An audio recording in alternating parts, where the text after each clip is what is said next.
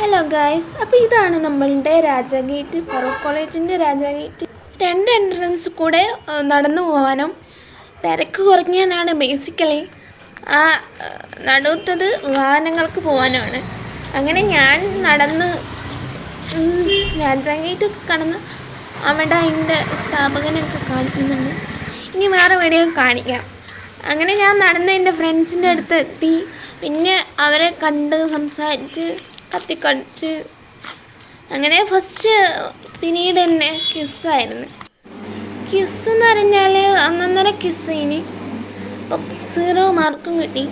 Class എടുത്തുകൊണ്ട് നിൽക്കുകയാണ്. എടുത്ത് കഴിഞ്ഞ് ഞങ്ങളെല്ലാവരും ഇറങ്ങുകയാണ്. ഞാനും ഇറങ്ങുകയാണ്.